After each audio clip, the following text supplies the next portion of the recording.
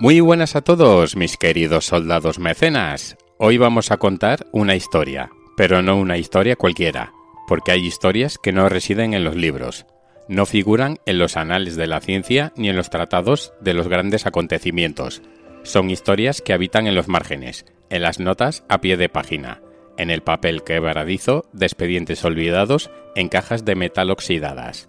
Existen en el susurro del polvo que se asienta en los archivos sellados, esperando una corriente de aire, una mano curiosa que los devuelva a la luz. Esta es una de esas historias.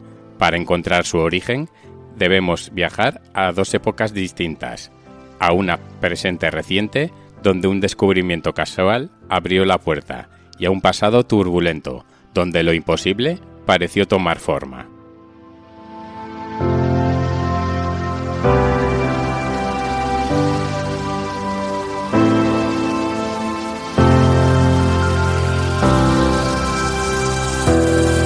Nuestra primera parada es hace apenas unos años, en Berlín.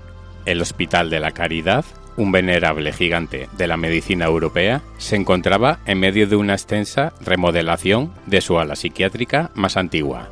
Un ala que había sobrevivido a 2 guerras mundiales, a la división de una ciudad y a la reunificación de una nación.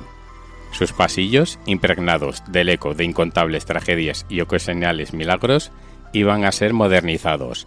Los obreros, al derribar un falso muro en lo que antiguamente era el depósito de archivos, encontraron una cámara sellada.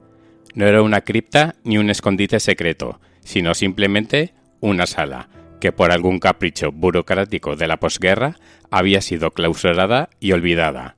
Dentro, el aire era denso y seco. Hileras de estanterías metálicas se hundían bajo el peso de legajos y carpetas de una era olvidada. Fue una joven archivista, Anke Vogel, a quien se le encomendó la tediosa tarea de catalogar el hallazgo antes de su probable eliminación. Durante semanas trabajó en un silencio solo roto por el crujido del papel y el zumbido de una luz fluorescente temporal. La mayoría de los documentos eran registros administrativos, historiales de pacientes anónimos con diagnósticos hoy obsoletos. Pero un día, en el fondo de un arco metálico que llevaba el sello del águila de la República de Weimar, encontró algo distinto. No era un expediente oficial, era un conjunto de cuadernos de notas encuadernados en cuero, junto a una colección de folios sueltos, todo ello atado con una cinta de tela descolorida. La caligrafía era elegante pero densa, casi febril.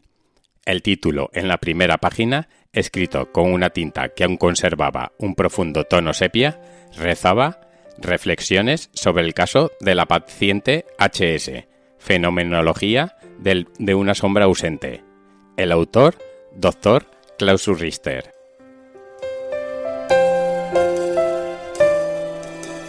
Anke, intrigada, comenzó a leer.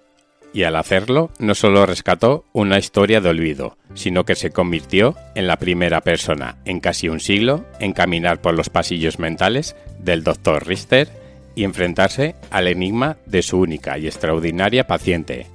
Lo que sigue es una reconstrucción de esa historia, extraída directamente de los diarios del doctor, de sus notas clínicas y de la propia investigación que su descubrimiento desencadenó.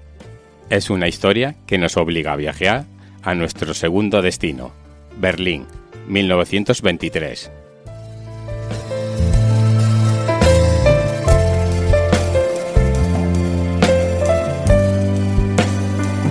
Imaginen la ciudad, no es la metrópolis moderna y vibrante de hoy, es un organismo febril, al borde del colapso y al mismo tiempo de una creatividad explosiva. La hiperinflación ha convertido el dinero en papel de estraza.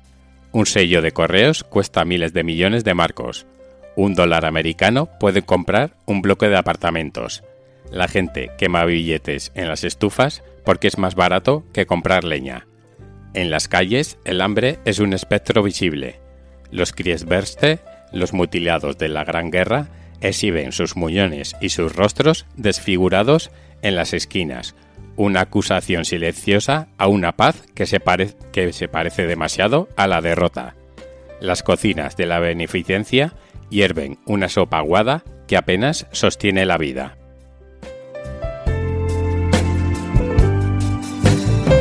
Pero al caer la noche, otro Berlín emerge, un Berlín de cabarets subterráneos, de teatros de vanguardia, de clubes de jazz donde el saxofón suena como un lamento y una celebración.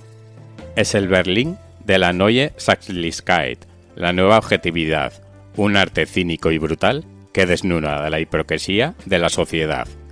Es el mundo de George Grosz, de Otto Dix, de la bailarina Anita Berber, que danzaba desnuda, ebria de éter y cocaína, encarnando el deseo de vivir al límite porque el mañana era una promesa vacía. En los cafés, los intelectuales discuten sobre el expresionismo en el cine, sobre el gabinete del Dr. Caligari y sus sombras pintadas que deforman la realidad. Debaten las teorías de un médico vienés llamado Sigmund Freud, que habla de impulsos ocultos y deseos incestuosos, y de su discípulo disidente Carl Gustav Jung, que postula la existencia de un inconsciente colectivo de arquetipos primordiales que habitan en el alma de toda la humanidad.